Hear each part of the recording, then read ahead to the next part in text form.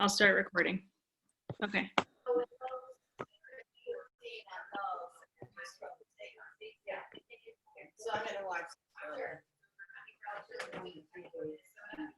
I hear someone has people talking in the background. I guess if you're not actively participating in the conversation, if you wouldn't mind muting yourself and then just unmuting when you're ready to talk, that would be good.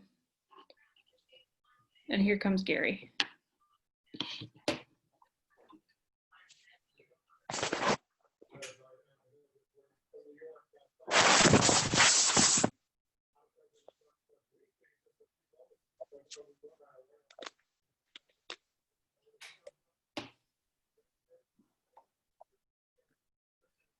Gary, you with us?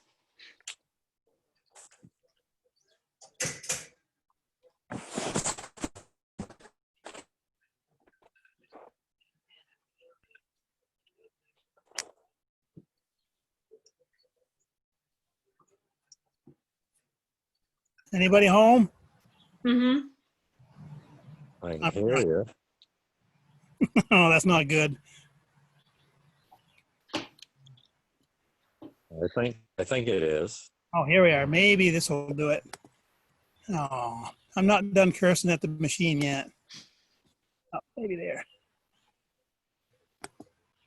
Oh, please help. Do you see the camera icon? I do. It Click says Zoom. Oh, no. Look for a No. camera that says start video. It's.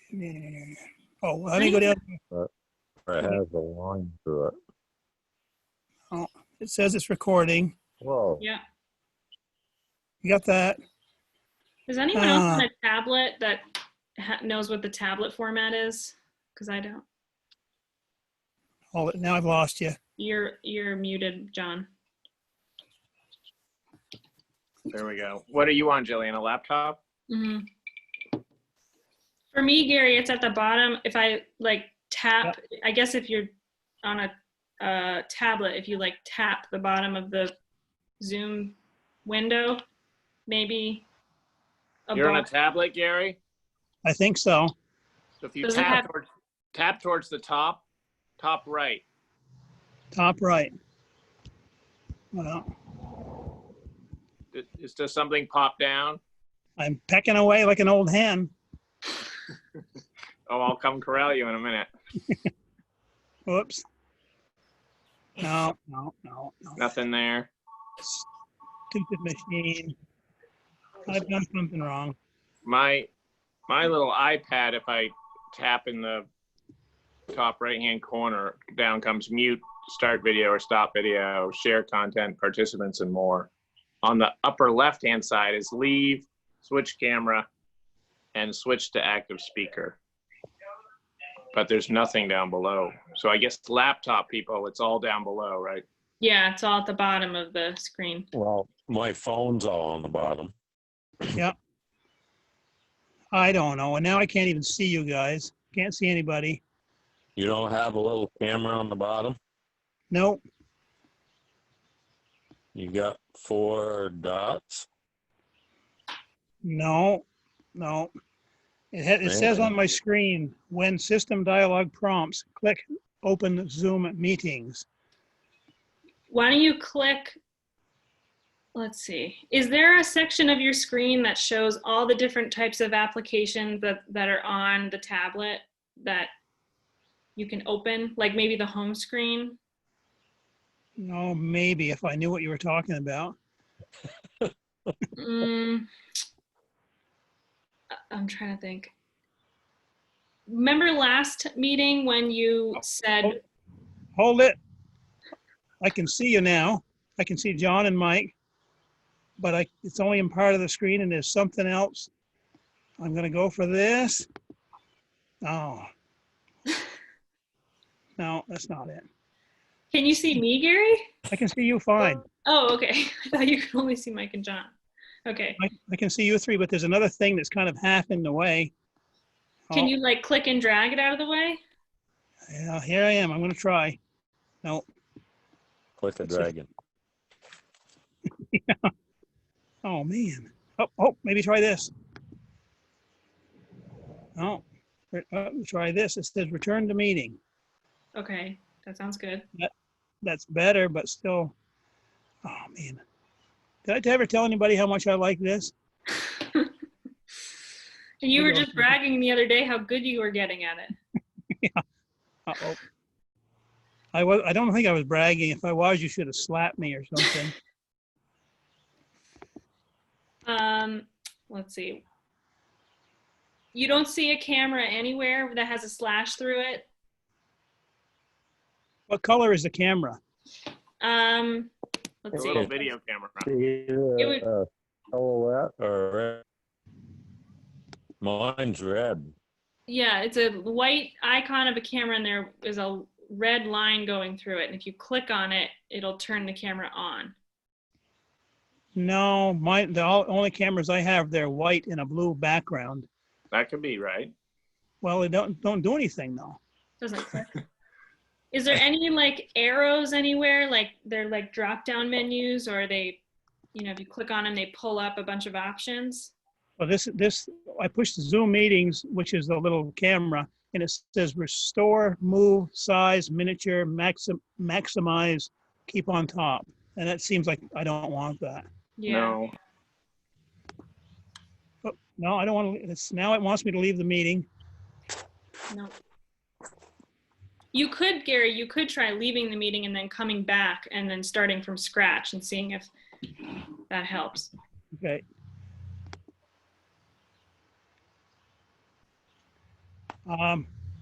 Now I don't know how to leave the meeting. Okay. It doesn't give you that option? Now I've lost you. Are you still there? Mm-hmm. Okay. I did something and now it's thinking. Damn it. What are you on, Gary? What kind of a machine? Yeah. It's the Surface. Oh, I thought you found out. It's too early to be on anything. It's a tab. I think it's a tablet. It's a Surface something. Okay. I think if that's a Windows. Yeah, it's got a picture of a window. Oh man, God, I hate this. Well, we can And just, you don't need to be video. We can just do it with your voice too. Well, why don't we just start the meeting at 6:12, and I'll keep fiddling around. Maybe either I'll dump out completely or I'll just keep talking. Okay. Anyway, let's bring the meeting to order. We can hear you. Can you hear all us? I can hear you three, yes. Okay. Anyway, has anyone heard from Rodney? I have. I know. He answered his own question. Well, just if you'd already heard this, I wouldn't repeat it. But he called me. I called him last night, and he said the new graders should have arrived today. Really? Yep. And he checked with Becky, and Becky said we have enough money to pay for it. So that's a good Really? thing. Yeah, because I noticed when Becky sent along that packet of information, it said in the equipment reserve fund we have 278,000 right now. Yeah. And it seems like we needed what, 75 or something like that greater. What's that again, Gary? I thought we needed like 275 to pay for the grader. Yeah. Yeah, that's what we got in there, isn't it? 279 or something. Yeah, 278 and change. Yeah. So that's good. Yeah. So anyway, I haven't heard from him today. I assume that came, but I don't know. Everything else on the road crew stuff is going fine. Equipment's running okay. They're cutting some trees now and again that might fall on the road. They are grading on occasion. They're hauling stone. They've got all the stone hauled for the Falls Hill project. So that's, I guess, whenever Matt can do that in August is still the plan to get that done. It's at the stone is setting at the town garage. And what was that? I signed Jillian yesterday for the funding. That was the watershed, the what's that called? It was a form that needed to be signed in order to get reimbursement for the ditching grant from the back of Monarch Hill Road that they just finished up. Yep. So what's the turnaround on that? Is it gonna pay off soon, or do you know? I don't know. I'm not sure what the turnaround is going to be. Is that Agency of Transportation or FEMA? Who's paying the bill on that one? But I honestly can't. Isn't it Vermont Local Roads or something like that? Municipal DEC. No.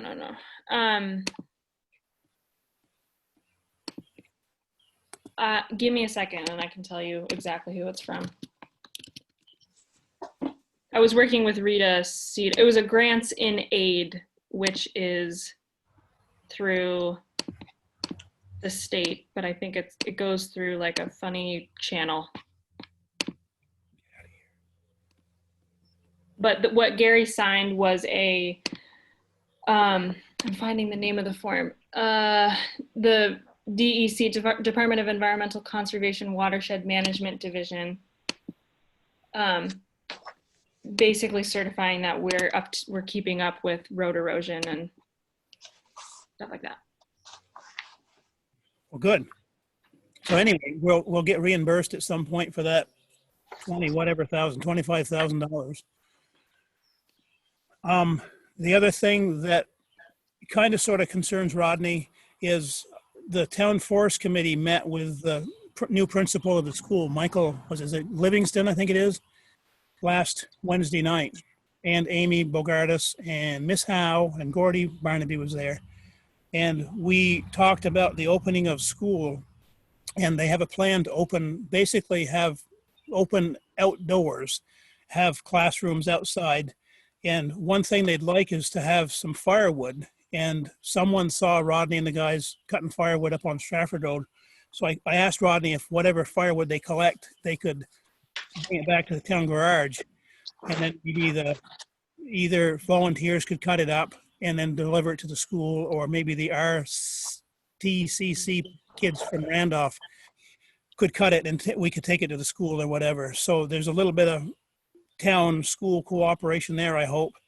And also at some point they need some sand to put in the bottom of their burn pits. And so I volunteered that maybe the town could deliver a load of sand up there or something. So that's what happened last Wednesday night.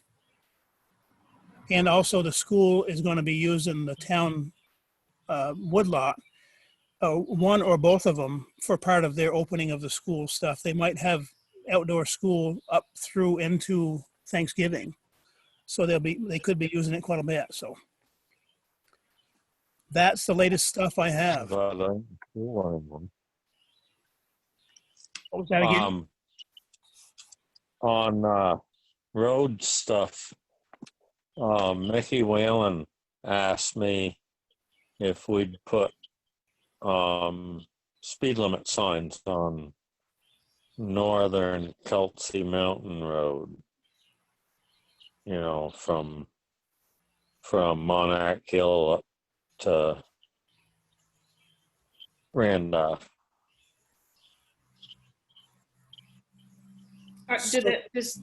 Sorry, go ahead, Gary.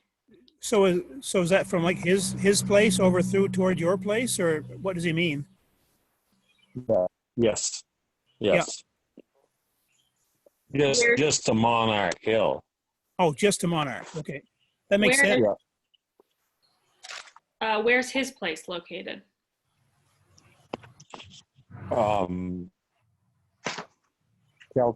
Kelsey Mountain Road.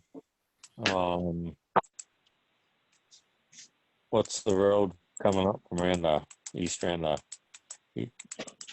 On the Randolph Road. Randolph end, on the Randolph end, it's called the Tunbridge Mountain Road. Tunbridge Mountain Road.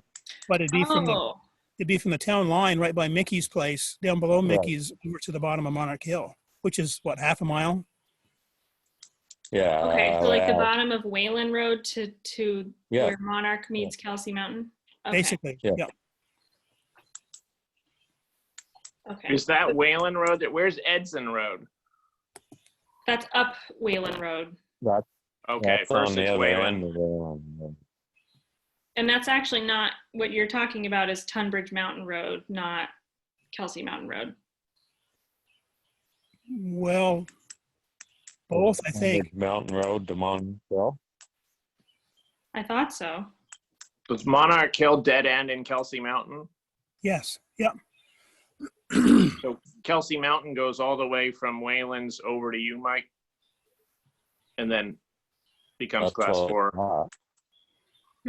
I thought That's it what I was thought. I thought it was Tunbridge Mountain Road all the way from 14 to the bottom of Monarch, but I could be wrong. But whatever, I know where you're talking about. Yeah. Interesting. I don't know. Do you know if there's an ordinance on speed limits right there? I doubt it. You know, probably have to do another one of those study things. Okay. I don't know. Jillian, that, you've never done but one of those, have you? Mm-mm. She'd probably love to get out and see some country. Count the cars. Yeah. Yeah, there's some formula you might, I don't know if you asked the league or whoever, but there's Yeah. some formula you have to count cars and Okay. do an inventory. Mickey says there's so much traffic now, which there is. And he said they're really rolling when I go by his place. I don't know if it'll slow them down any, but So from Mary Lakes over to Mickey's. Mm-hmm. yeah, basically. Right. Yep. Bottom of Monarch.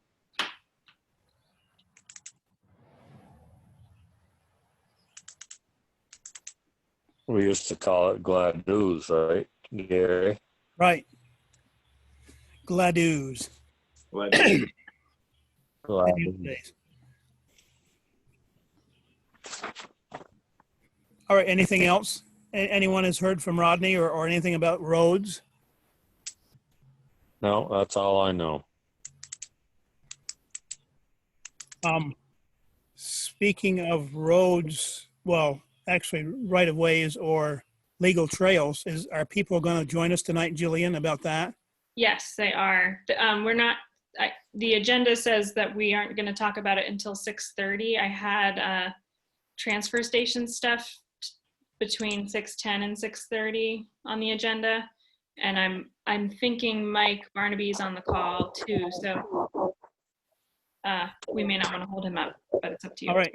Well, if we're all done with road stuff, let's move on to the dump, and then Mike can join us and help out. And maybe he's not with us. I'm not sure. Maybe he's having trouble. There's two All right. phone numbers that have called in. I guess one of them, I was thinking maybe one of them was Mike, but nobody's saying that they're yeah. Mike. So I did. Maybe they could identify themselves. We can. This is Todd. Todd is on the call. Okay. And Betsy is on the call on a different phone. Okay. Okay. Well, I did let Mike know. Sorry, I talked to Mike last week and I told him how to get on the meeting, and I gave him my home phone number to call me if he was having trouble. So sounds maybe he just forgot.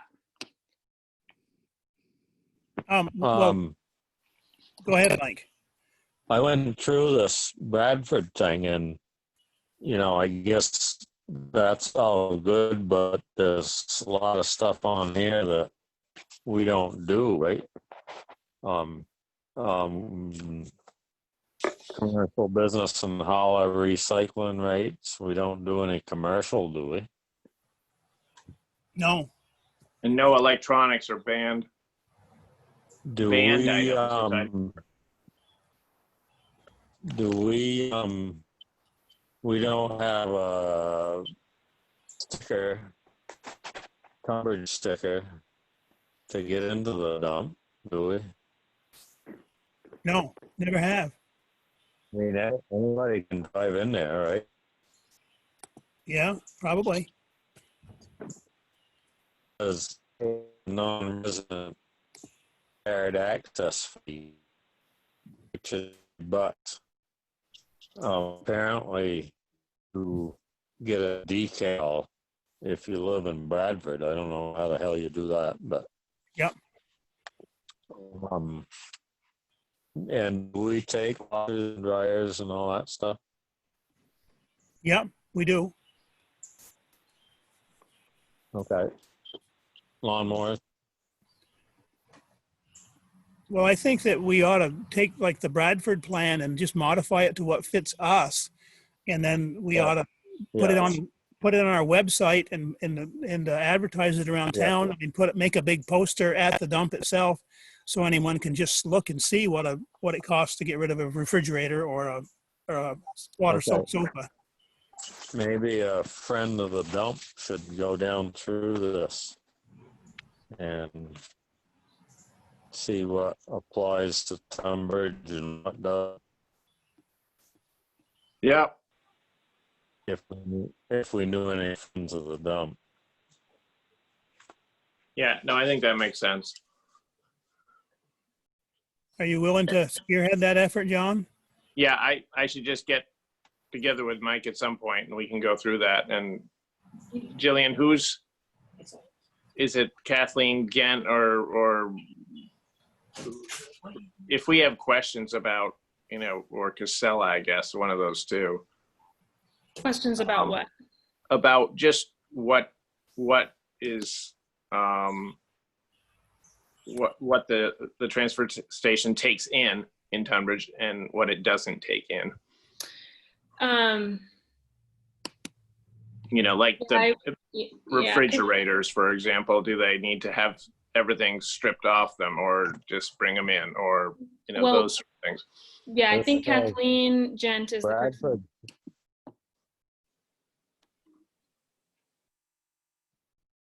In Bradford, it's free refrigerators with free on allowed.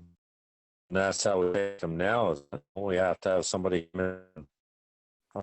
decharge. Yes. Yep. Free. So Casella only takes care of our trash and recycling. All Metals in Hardwick takes away the miscellaneous bin, and we call all temp to come take the Freon out of the refrigerators. And then from there, I guess I'm not maybe they take them away as well. Or maybe the road crew puts them in once the Freon's out, they put them in the miscellaneous bin. The road crew does, yeah. Okay. So John, to answer your question, I think Kathleen's going to have a better answer. If you're trying to figure out what we actually do and do not accept, Kathleen is probably the person to call. But if you have a question about pricing, well, I guess she might know about pricing as well for anything that's not recycling or trash. But Mitch Taylor, who's our salesperson at Casella, would be the contact if you needed to get in touch with Casella. Yeah. And then should the board decide whether, a tractor tire is so much and a Chevy Volt tire is something else? I mean, we've never really done that. You just go on by Bradford's thing. I mean, we could use that until something better. Yeah. I mean, their prices are higher than ours. On the trash.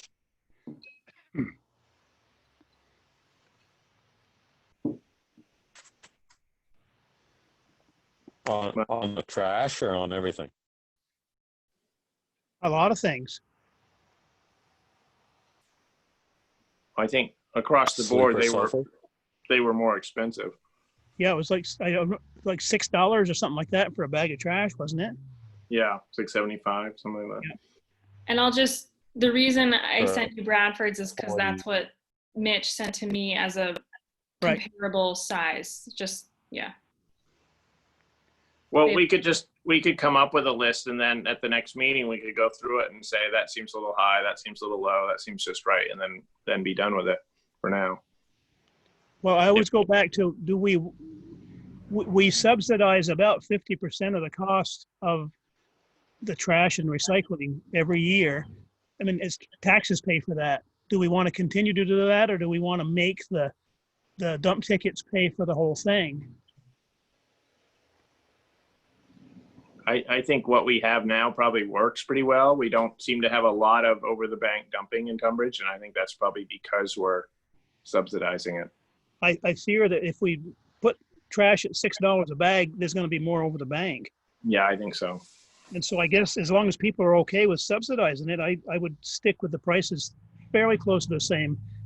The only exception being things like refrigerators and tractor tires, stuff like Yeah. that. Yeah, I think if tractor tires were $50 a piece, they would end up over the bank. Right. Well, I'm still unclear on what the prices are currently. So if you want to stick with the prices that we currently have, if someone could clarify them to me so I can put them on the website and tell people how much things cost. All I really know is like what a kitchen bag and a contract bag costs. And I think, Jillian, I think that's all that's ever been, put in writing. Everything else is sort of up to the discretion of the transfer station attendant. Mm-hmm. Okay.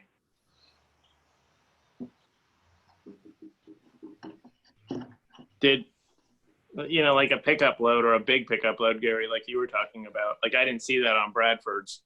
So has that just been a Tunbridge tradition to have? Yeah, I'm not sure if it's strictly Tunbridge, but I think seems like it used to be $25 for a big pickup load and $15 for a small pickup load or something. And is Mike still doing that? I'm not sure about right now, just because of the COVID thing. He's been trying to keep people moving through, and so he doesn't encourage the big loads, and especially back during the spring cleanup. But I think he probably still can, and probably still does to some extent. So would that be something we would put a dollar figure on? I think so. Okay. I mean, I guess we'd just have to think how many bags of garbage could you get in a small pickup like yours, and then Right. kind of go from there. If you could get, say, 10 bags in at $3 a bag, just $30. It's simple math. Yep. But we don't want to overcharge, but we don't want to undercharge either. So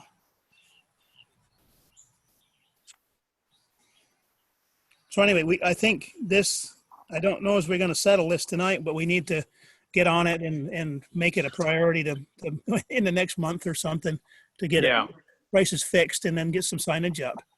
Okay. Well, Gary, why don't Mike and I will work on a spreadsheet of all the possibilities, and then at the next meeting we'll just go through it and see if the prices seem, Sure. ballpark.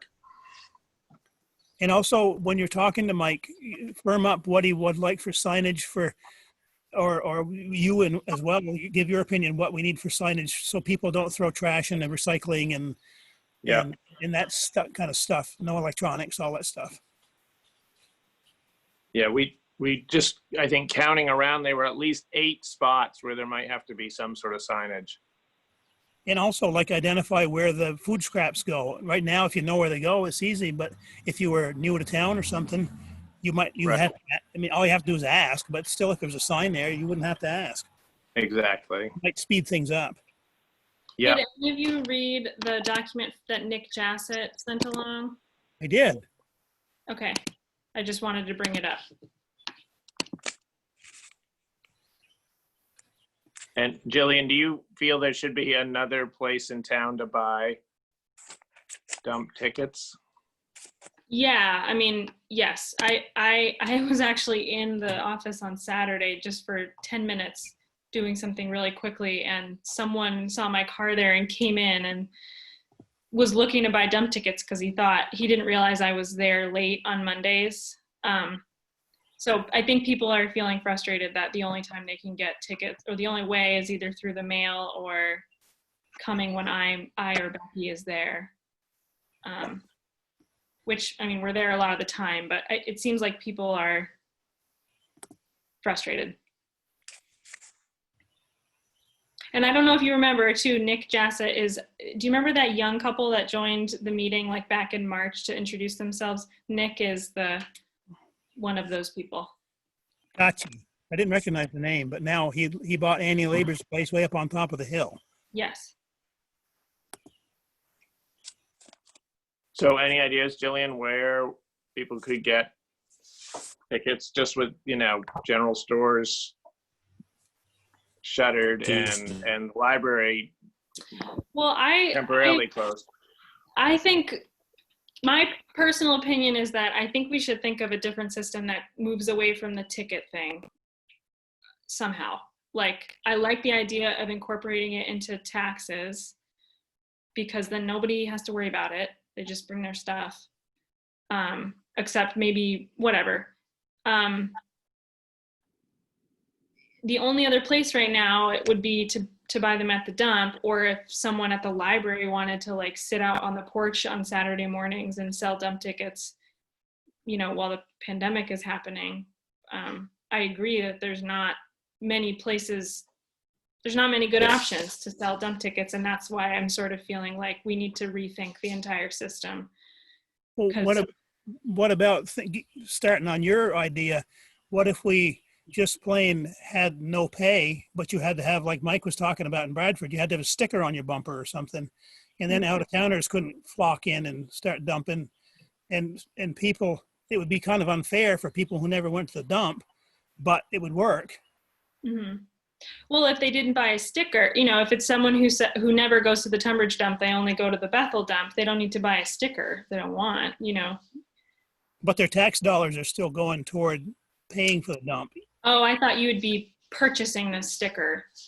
Well, maybe you could. I don't know. Maybe that's a better idea. Because I know there's trash cans on Whitney Hill today, and they were waiting for Casella to come and pick them up at their curbside service, basically. Right. One right across from your driveway today. So. Right. I've thought about like flat fee for the month, but I don't know. I don't know. It sounds to me like it was already not working that well. And then with the pandemic, it's just like exacerbating all the problems all the things that people didn't like about the dump ticket system prior. So I don't know. Well, when we had 2 stores in the library and all that stuff, it helped to sell dump tickets, but now it's awful. Yeah. Yeah. So let's think further on that. I guess I could set up a little stand out front here and sell them. You could sell bootleg tickets. You could just print off your own. I hadn't thought about that. Mm-hmm. What if I got caught? Well, we don't have anyone in town to issue fines, so you'd be fine. I'm just kidding. Hey, wait a minute. Wow. Whoa. Oh, How did that happen? whoa. An accident. I kept messing around and I got it. But anyway, I'm outside tonight. Historically, have the tickets, back when they were 4 or 5 places to get them, historically, do people just not like the tickets? Not that I know of. I think they were, well, I never heard any complaints about tickets. When we first moved here, it took us a while to get it. It seemed like an overly complicated system. And now I'm used to it, so it doesn't feel complicated anymore, but I still think it could be streamlined somehow. Well, let's work on that. Especially since it's 6:38, I notice now, and our 6:30 appointment's still waiting with their hands in the air. Okay, so action items, John, you're going to talk to Mike and about pricing and signage, and we're going to think about Spreadsheet. A system for dump. The ticket system. Yes. Okay. You you put down roots, Jillian, when you understand the dump ticket situation in Tunbridge. Yes. Yeah, maybe that's a good point. It's an initiation. Once you've mastered it, you're a local. Oh, no. Mike hasn't mastered it. Yeah. What about West Tunbridge? The garbage just rolls down the hill in East Bethel. Rolls down the hill. So are we all done with dump things? Any action items for me? No, nothing other than just thinking about the dump ticket system. Building a booth. Okay. All right. Let's move on to the next item on the agenda. And Gary, just quickly on the dump, just during this period, we might be able to think of whether it's town meetings, special town meetings, maybe the school, there might be some other potential retail spots you could pick them up. Right. That maybe not consistent, but if we advertised it on the website, then, you could go buy a booklet of 5, at the first day of school or town meeting or something like that. Well, if you could order them by the computer, because everybody uses a computer or smartphone. Right. Good idea. What if we just had that and then Jillian zapped them in the mail? Or what if you could print them off somehow and pay for them with your debit card or whatever, however that PayPal or whatever that is? I think people would complain if they had to print them themselves. Yeah. And I would love to not have to keep mailing tickets in perpetuity. Yeah. Maybe with a tax bill, we could include some. But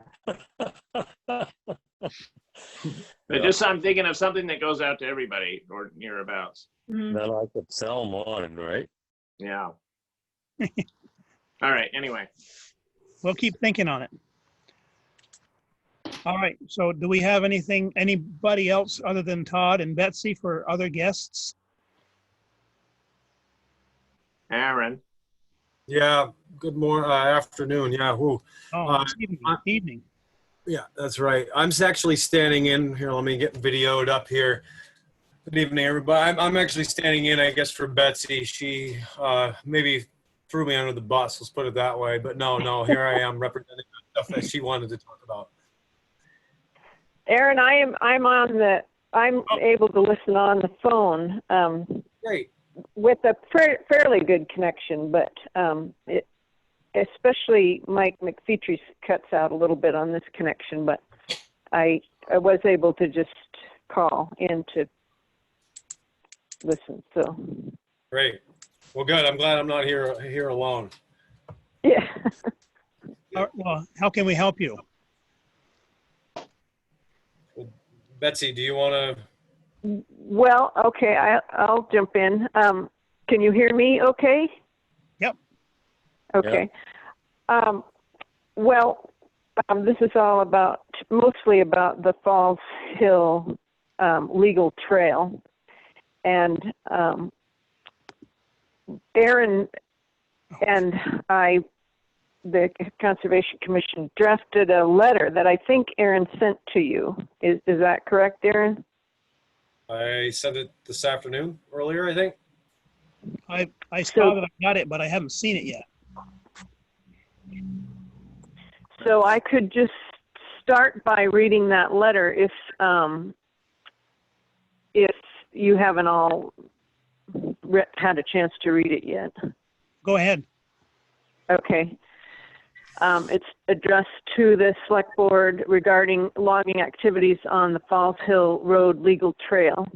It begins, it has come to our attention that many Tunbridge residents and other folks that recreate on this legal trail, example bikers, are concerned about the current logging operations on Falls Hill Road, specifically as it impacts recreational access to and the ecological health of the legal trail and right-of-way. Multiple residents have contacted Conservation Commission members to express their specific concern about the activities blocking trail access and ability to safely use the trail.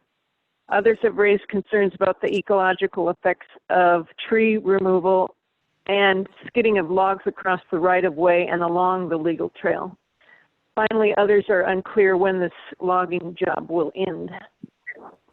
The TCC members recently visited the site after receiving these concerns, and it was clear that the current activities are affecting public access to and along the legal trail and causing extensive disturbance to the roadbed. The latter may create short-term issues with erosion, which can have notable effects on surrounding stream water quality, wildlife, etc. In addition, the extent of disturbance to the roadside raised concerns about future encroachment and expansion of invasive plants along this legal trail. The mission of the Conservation Commission is in part to protect, maintain, and promote trails within Tunbridge, and when notified, relay concerns from the community to the Select Board. We are writing this letter to inform the Select Board of the concerns raised by the community and to express that we share these concerns about access to this public trail, but are also concerned that the trees within the right-of-way may be damaged or removed during this operation. In addition to following standards and best management practices established for logging in Vermont, we believe the following requests to the forester and logger should be made to address our residents' concerns. 1, the logger should ensure that the main path of the trail remains clear for hikers and bikers to the best of his ability, and especially when leaving the job for an extended period of time. This is imperative since elderly residents routinely use this trail. 2, we think it's fair to provide our residents an approximate time when this operation is expected to finish and communicate delays. 3, ask that the logger does his due diligence to avoid damaging or removing trees within the town right-of-way and to restore the bed of the legal trail as best as possible to avoid erosion. And from the Tunbridge Conservation Commission. Well, So- I got a couple comments right off. Okay. I walked up there Sunday, and I didn't have any problem. I walked printing out to where the Thunderbird used to be. And I'm no big walker, and I didn't have no problem. Okay. And Is it Mike? he's got water bars. You listen to me a minute, okay? I just listened to you. He's got water bars every 30 or 40 feet in that road. So I don't know how you can do anything better about diverting water. Uh-huh. It was neat and clean. There wasn't any brush in the road. I don't see what the problem is. Okay. So let me just speak up for a second. So as it was, written in my email and also written in this letter, I don't think our purpose here is to elevate this as a major problem. I think as a advisory committee to the town, we've been approached by multiple residents, and that's sort of what's instigating this, to let you guys know, so that you know what's going on. You're hearing the voices of the town, and to make a decision one way or the other. We've outlined a couple of things that we think would be reasonable requests. Michael, I don't know you, but having been up there, I agree that there are limited things that you can do in terms of diverting water. But when you get 4 inches of rain overnight, that's going to be a real hard time to stop that. So in terms of, preventing erosion. So I think that's, again, we just want to translate the general concerns that have been expressed, because part of what we are what the reason why the Conservation Commission was put together, as we understand it, was basically to communicate some of these concerns, specifically to trail use to you guys. So I think that's the entire utility here. It does seem clear that there, and I think Betsy can provide more context on this, that there's been some communication with the logger and forester, and it's not necessarily clear whether or not those concerns have been communicated or are going to be accommodated. And again, I just feel like it was our due diligence to make sure that you guys know about this. And I'm also curious, being as a member of the Conservation Commission, about what are the other conversations that have been had, so that we can relay that to residents that get in touch with us, basically. I called the forester, Len, what's his last name? John Maraldi, I think. Maraldi. Yeah. Lenny Maraldi is the forester for anyway, the job. I called him today, and I think about everything that you have on your list, Aaron, they're going to address. In even including, he said that the logger is responsible for the landing area when he's done, to have it all spiffy clean and everything. But Len said he was going to personally seed the whole the road area all the way up through to make sure it came into something for some sort of vegetation to hold the soil. And I think he said something about having a meeting with Betsy or somebody on Friday to talk about all this stuff. But he seemed real agreeable to making sure that when the whole thing is done in 3 months' time, that it would go back to as good or better condition than it was before the logger started. So I have confidence that with the state leaning on them because there's a forestry plan, that they're really going to do a good job and it's going to come out well. And it's going to be an inconvenience for the next 3 months for the walkers. But I think the landowner, Hemingway, has, in my opinion, the ability to use that property, even the way he needs to do it, to log it every 10 or 15 years. Yeah. Jerry, is it a current use forest management plan? Is this part of that? It is, yes. And it should have been logged in 2017. Len's told me, but now it's in 2020 and he's doing it. So it'll be another, 15 years before it's done again, probably. Mm-hmm. So I think things are under control myself. And I get it that we maybe, or you folks on a conservation commission ought to, along with the select board, look into the bigger picture. And maybe that's something we can continue doing. But I think on this particular job that things are going okay. Okay. Yeah, Betsy, there were a couple other things I think that you wanted to Yeah. Well, I'm glad that Mike went up there to take a look at it, because it sounds like maybe the forester was able to talk to the logger about access, since we were there on Monday, last Monday, a week ago Monday, because it was not left very accessible at that point. But I haven't been up there since, and I'm glad to, and I haven't gotten any other complaints, so I'm glad to hear that it is accessible.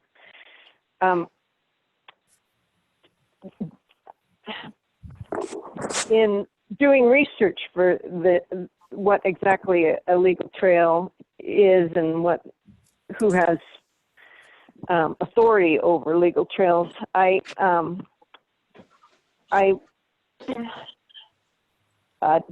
did some research on tree wardens, and I know that John has worked on legislation that was voted in the House, H673 in May.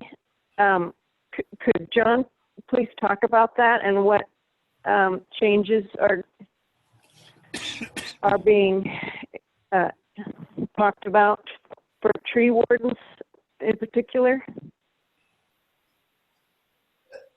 Yeah, Betsy, that you're correct. H673, which initiated, started in House Agriculture and Forestry at the request of Michael Snyder and his team at Forest Parks and Rec and the Agency of Natural Resources, was trying to update, modernize, make more efficient the tree warden statutes that date back to about 1900. It was, I think, right around the time the chestnut trees were all dying, and there was this idea that there needed to be someone to speak for the trees, was the great quote about tree wardens. So every town started to get a tree warden. What's happened in the last 100 years or so is that, of course, the jurisdiction of tree wardens, road commissioners, road foremen, the select board has gotten very complicated, and there are a lot of statutes that actually contradict each other in that, and then there have been a bunch of legal cases also along these lines of right of way and who owns what. So the Forest Parks and Rec was trying to sort this all out, and this bill 673 was doing that. We actually got it out of our committee and then through the House, and I believe it's somewhere over in the Senate now, probably in a committee. But because of COVID stuff, it was, while the bill is a favorite of Mitzi Johnson's, I'm not sure who in the Senate is going to carry that water. But I suspect when we get back in late August through September that we'll actually try to pass it all the way through, which would clarify a lot of what's going on with all these thorny issues. And this is exactly this legal trail issue is exactly, the sort of thing that comes up a lot in different towns. And tree wardens themselves, I mean, a lot of road foremen are tree wardens. A lot of towns have a vacancy there. I know Jim Ludwig's been our tree warden for a long time, but I bet if you asked 20 people in town what tree wardens do, you'd get 20 different answers. So in general, tree wardens looked after the public trees in town. So trees that were specifically planted, shade and ornamental trees that were specifically planted by the town. So on a town common or on town property. And then also along rights of ways in not that the town owned the right of ways, but as far as safety, I think mostly when they controlled some of that, the cutting of those trees. And that's why I think the road for people oftentimes were the tree wardens too, because they had to look after, trees that were hanging or dangerous along roads. In general, landowners have the power to cut what they want on their land, even in the right of way, as long as they notify the town. And vice versa, that if a tree's dangerous, the town has the right to remove it. So this week, our road crew was cutting down dead elms along the Stratford Road. And they probably don't have to notify anybody in town or even the select board if they consider a tree dangerous. So, what I can do is I'll keep the commission posted on what happens with that bill, because I think it's going to help a lot. It was interesting. Initially, the league hated the bill and thought it gave tree wardens too much power, but there was a lot of back and forth and compromise. And by the end, both Forest Parks and Rec and the league liked the bill. So it's a good bill, and I hope it passes. Okay. Yeah, it's interesting that I just got wind of this bill, and it is addressing some of what the confusion was, certainly on the right of way in particular. So the Conservation Commission has not had a chance to look at this bill that passed in the House. So we'll look at it and possibly have some comments. My comment is I am a little concerned that there's a clause that the tree warden does not need to be a resident of the municipality, and I think it's important to have the tree warden be a resident so that they are representing the people, the public's wishes. Right. So I think go ahead and finish, Betsy. Well, I didn't know what if the select board's had a chance to talk about this, or what you might how you might feel about appointing a tree warden that wasn't a resident of town. Right. I think the feeling from the Forest Parks and Rec Commissioner Michael Snyder was that the select board picks the tree warden, and so if at all possible, I think the tree warden would come from the town they represent. But oftentimes there might be a forester, an arborist, an enthusiast who would really know trees, who might be a better selection. If there was somebody from, I can see, a neighboring town who everybody agreed was a fantastic tree person. It's I don't think it's a bad idea that the select board, if there was a vacancy, might be able to appoint that person, for that 1 year term. I mean, it comes up at town meeting, so it's one of those things where if the public's upset about the select board's pick, they can vote the select board out, or if they're upset and they petition the select board could pick somebody from town. I think they would listen to the residents. Okay. Okay. The other thing I noted in this bill was that there is a possibility for this plan. Let's see, the shade tree preservation plan, or the Yeah. Is that something that the select board would consider doing to have more control over what happens to trees? Just have more public input on how the town feels about trees. Yeah, I think possibly, right. So the bill gives jurisdiction to the tree wardens over all publicly planted trees. So if the municipality plants a tree, right, that's the tree warden's domain. But also, if there's this shade tree policy and preservation policy in town, then those trees, which you have to follow a certain amount of mapping and inventory documentation, those trees can also be included if they're along rights of ways, for example. So potentially Tunbridge, if the select board and the residents thought it was a great idea to include all the trees along the rights of way on legal trails, we could have a shade tree preservation plan that would make those trees the jurisdiction of the tree warden.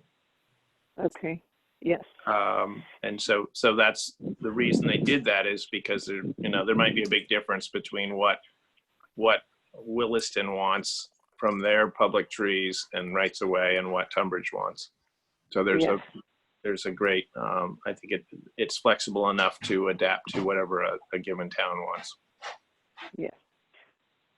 Yeah, I think the legal trails that we have are important to the people in town for recreation. So I think they might be interested in having a plan that would discuss.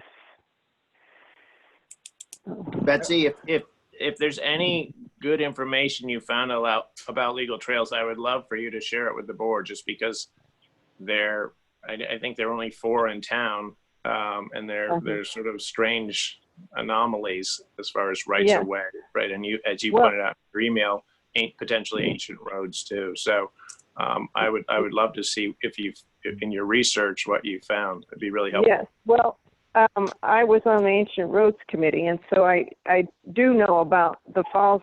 I call it the Falls Hill Extension, but that portion of legal trail was added during the Ancient Roads process, and we had to present We had to present our case to the Agency of Transportation before they would accept it as a legal trail.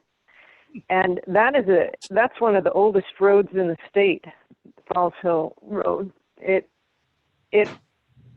came from the Norwich, Hanover area, through Stratford, Tunbridge, Randolph Center, and up to Brookfield and beyond, I believe. And the Royalton Raid Party used that road. That's one of the reasons they ended up in Royalton, is because that road was there. So it does have some significant historical value, and there is it's got a dry laid retaining wall and on one part of it that would be ashamed to have disturbed too much, but the forester knows about it and the logger's aware of it, so I think that there won't be too much damage to that. But that section of Legal Trail is particularly important, I think, to preserve and to have access to. Yeah. And if we Sorry look to at interrupt. I just wanted to know if whoever's in charge knows I'm here. I'm Susan Knapp for 7 o'clock. Can anyone hear me? And we is this can, work? I don't know where You Jillian can. is. Yes. Okay. Hi, No, sorry, I just didn't wanna know. I didn't know you needed me to respond to her. This is Susan Knapp. She wants to talk about the free little library at 7. Okay, so my time's up, I think, and I guess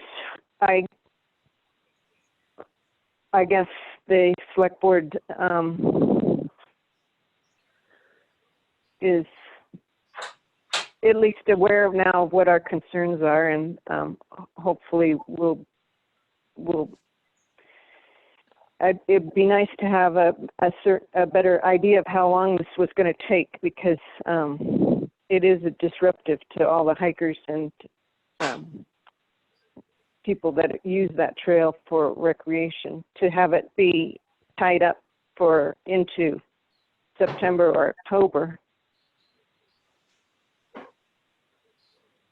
Gary, when did the job begin? A few I weeks believe ago. Yeah, began in June. Yeah, probably the end of June. So it probably would be late September, maybe, by the time it's done. Well, the forester told me that it would be 3 months job, so I would assume early fall, but I don't know. But Betsy, are you meeting with the forester on Friday? I've not heard from him. Okay, So maybe. I don't know about that, but I am available on Friday.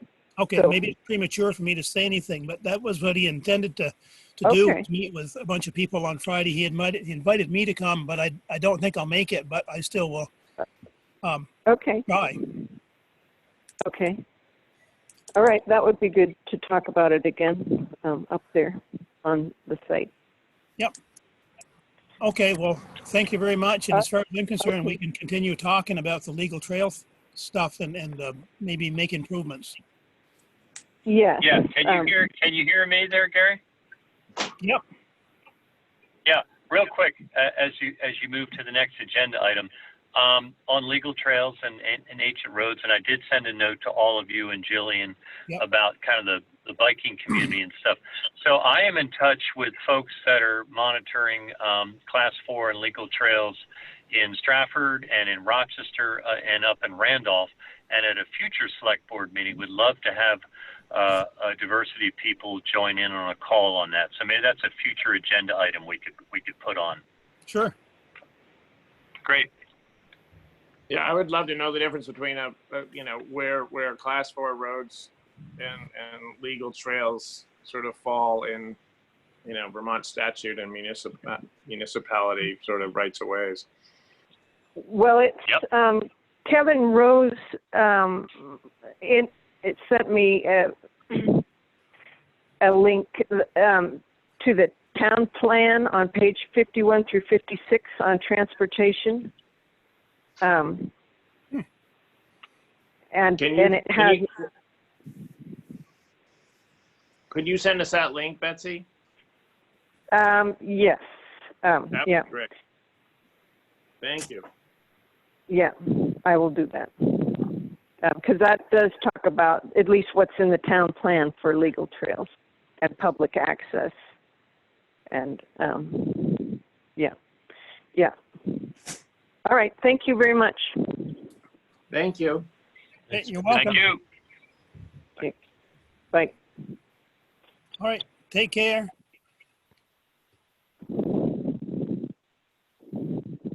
All right, Jillian, what's up next? Hi, I was just trying to not clog up the situation. Thank you. Susan Knapp is on the phone to talk about, she wants to talk to you guys about constructing a free little library. And she can explain to you what that is. Okay. Shall I go ahead? This Sorry, is Susan Susan. Knapp. Can you guys hear me? Yes. Hi, I'm Susan Knapp. I live in Gilly Road. My family's had this land since 1964. And I am a little free library enthusiast. If anyone's not familiar with little free libraries, years ago, a guy somewhere in the U.S. put up a little free library in honor of his mom, who had been a school teacher, and he basically built a weatherproof box with a couple of bookshelves in it out by the road in front of his house. And it said little free library, and anyone could come and take the books, not bring them back, just take them home, own them, and people could donate books to it, and it's super fun. And his idea spread all over the world. All over, you'll find thousands and thousands and thousands of little free libraries, and it's really easy to Google these and check them out. And right here in Vermont, there's a gazillion of them. Many towns around here have at least one, if not several. A lot of towns have, 6 or 8 of these, and Tunbridge is almost perfect, but doesn't have a little free library. And I would love to orchestrate gathering a little group of volunteers to build one, and I could maintain it. I have a lot of sources for free books or next to nothing books, and I think once one exists here, it would be a beautiful thing. Some people don't go to, regular libraries, but would stop at a little free library and grab a couple books, and it would be a great thing. I thought somewhere on the grounds of the town office would be terrific, and so I'm here to ask permission to go ahead and get together a little group of volunteers to build one of these. And loosely would be kind of picture a box on a pressure treated pole with 2 shelves and a door, and big enough to house, maybe like 50 books. And the design possibilities are endless. Like, you could see on the internet very fancy ornate ones to very, very simple basic ones. There's so many different ideas. So if I got the go-ahead, I would basically look for someone that was also enthusiastic and has carpentry skills, and together we could make it happen. And a couple local examples of these are, I've been driving through Pomfret the past few days because my daughter's in a camp over there, and right in front of their town office is a little free library. Theirs is actually attached to the building, but a lot of them are completely freestanding. Personally, I think freestanding is better. So what do I do next to try and get permission to get this going?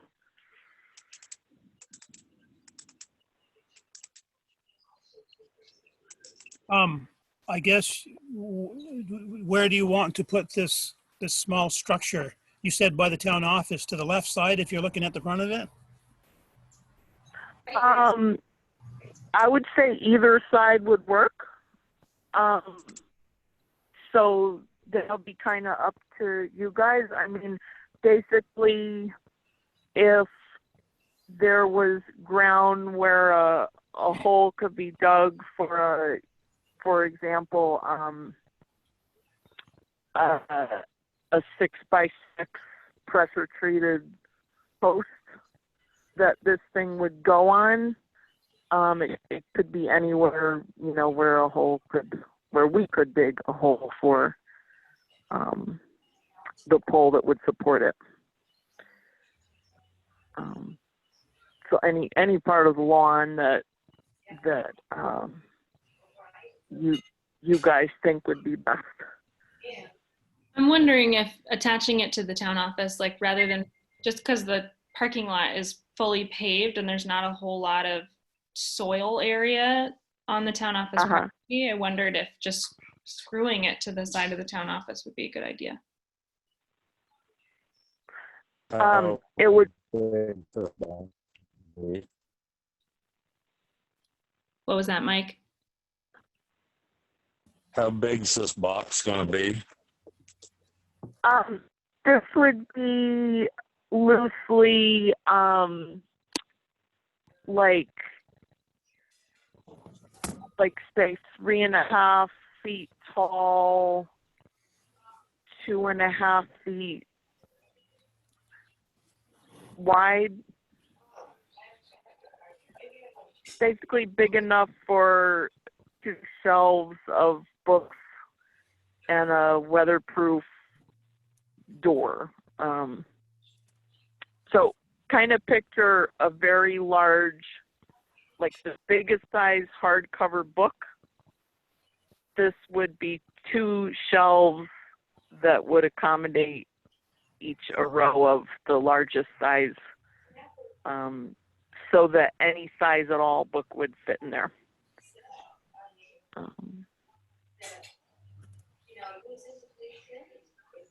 And, you know, once I got the go-ahead, I would then seek out some volunteers, and I have a feeling it would be pretty easy to get a group together that would help me make it happen. And if, you know, one of the builders might come up with their own design for it, or we would, if they didn't feel moved with their own design, we could take a design off the internet. They're easily,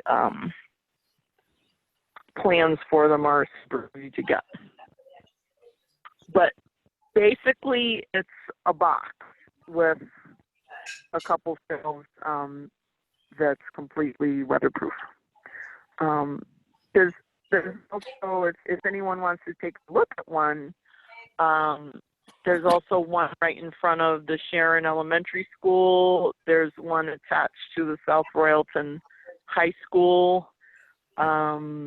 There's one, they're kind of all over the place. There's several in downtown Lebanon in the park. There's one in White River Junction in front of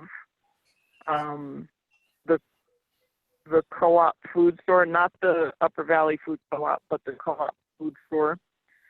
So they're all over the place. But if you Googled Little Free Library, you could see a whole world worth of them. There's an especially ornate artistic one in South Stratford. It's one of the fanciest, most artistic ones I've ever seen. So the design would kind of be up to a volunteer that felt moved. Well, how about if, do you and Mike and John want for one of us select board members to meet with her with Susan to look at this, I mean, on the ground, or do you want to just say okay and do what you want to do? What's your opinion? Because I'd be happy to meet. And I'd be happy to meet with you. I think it's a great idea. I love the little libraries. Me too. And have used them and dropped books off. And I Great. just, my only request would be maybe if it's, since it's in a kind of public spot in Tunbridge, is to make it somehow,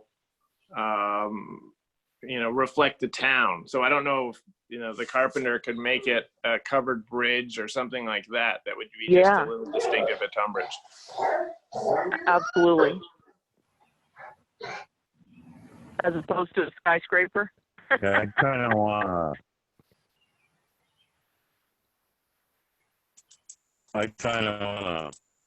sketch of it or something probably stuffed in somewhere to make sure, like John said, it kind of goes with everything else. Well, how about we just have, you come up with you meet with someone, you come up with a sketch, a plan of something, and then come back to us and we'll give you a thumbs up.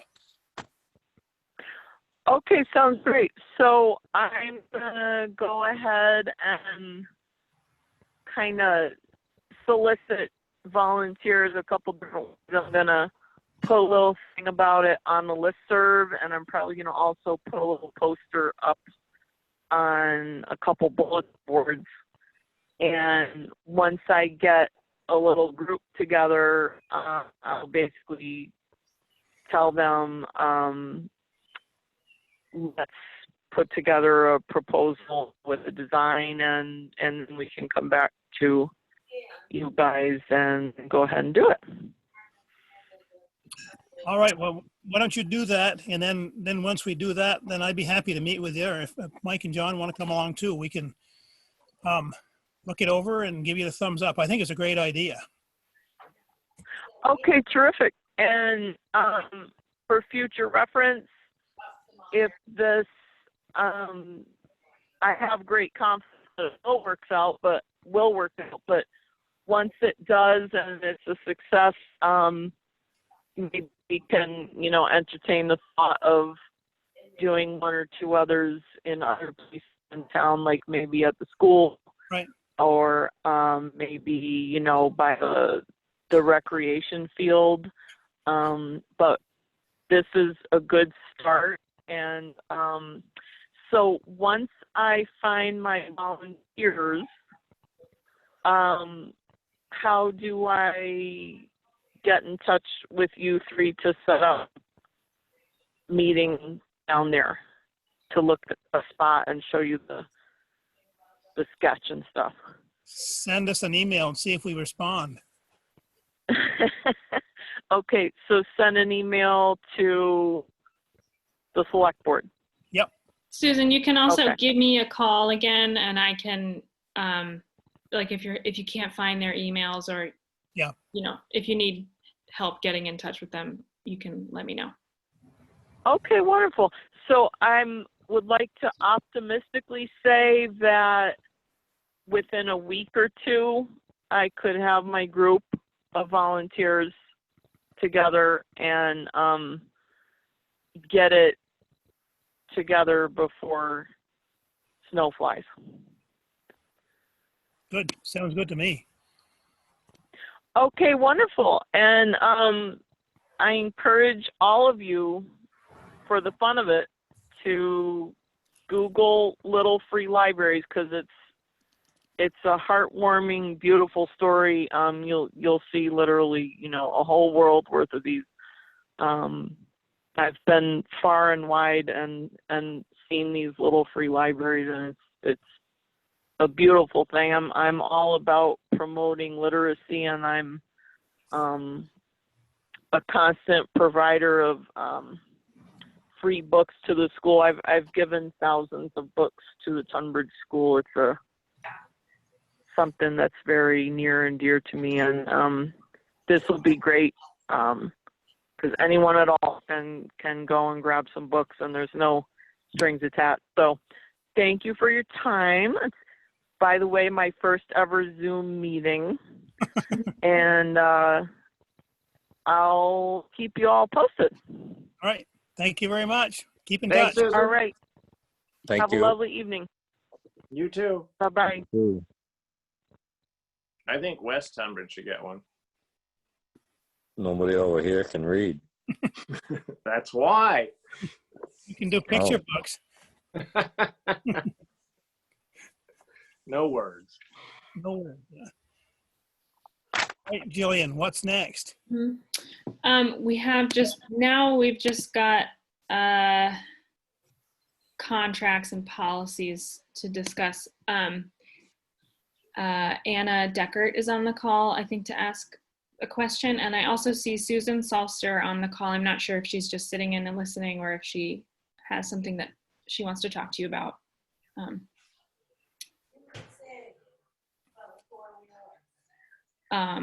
Or we can just move on to the contracts if nobody wants to speak up.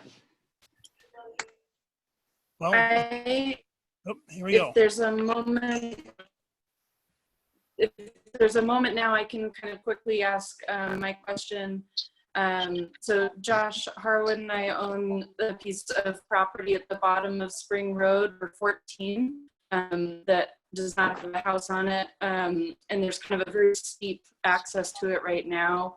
We've spoken with Rodney on the road crew and with the power company about shifting the driveway up a little bit so that it can be made less steep. And Josh has it marked out right now with some posts with some orange ties on it. And I think Rodney had mentioned that I think because of the location of it, it's a little bit on a corner there. He wanted to run it by the select board. So I don't know if he's spoken with any of you directly about it, or if we should check back with him and bring it up next week, or if there's anything that we need to do to kind of get sign off to have the power company shift that pole and let us move the driveway. I've looked at the proposed change, and I'm okay with it. Seems like it's got a fairly good line of sight up and down the road. And as long as you can put the driveway, the culvert, the access in to meet the standards for a good driveway, I'm okay with it. But it's got to be hinged on that. And I don't know if Mike and John have looked at it or not. I haven't looked at it. I probably driven by it, but didn't know what it was. There are some stakes with orange ribbons on them. Yeah. If you Now I know know. what Yeah, is, it's we up to did. them. We did drive some stakes into the ground just to test the ledge there, and the area where the driveway would go is deep enough that Josh is pretty sure he could make that an appropriate level coming onto the Spring Road, and that the bank that's up from it is pretty solid ledge, so we're not too concerned about that bank being too steep or coming kind of down onto the road. So Rodney, you're going to be coming out, you're still going to be coming out on Spring Road? Yes, it would still come out on Spring Road. It would just be shifted up the road a little bit. And we're gonna have the power company move the telephone pole that's right there right now so that we can have the driveway right now where it is. It's just too steep to make a passable driveway, although we love steep driveways. So we're gonna just try and even that out a little bit. okay, well, Rodney, when he told me about it, he said he didn't want to make the decision himself. So I guess if being that as it may, I guess it's up to us. So if, as far as I'm concerned, it's okay, but maybe John and Mike ought to look at it and then we could give you the thumbs up or then you need to be in contact with Rodney about the proper way to install a driveway. But unless John and Mike think differently, that's what I would do. Well, I'd like to take a look at it. So you know where it is she's talking about. Yeah, I think so. Okay. How about you, John? You want to look at it? Sure. So next meeting, we could approve it and then Rodney's off the hook. Yeah. Sure, unless you're in a bigger hurry than that, Anna. Nope, we're not in a hurry. We do have a quote from Green Mountain Power, so we're going to do it within I think it's 3 months, that quote to get the pole moved, but next week is absolutely fine. Thank you. Okay, well, that's what we'll do then. I promise you. Great, thank you very much. It'll be 2 weeks from today. And oh, actually, we have to talk about that because 2 weeks from today is the August primary, but it's not going to be next week. It'll be about 2 weeks from now. Okay, no problem. Thanks. Mhm. Okay, well, thank you. Thanks, Anna.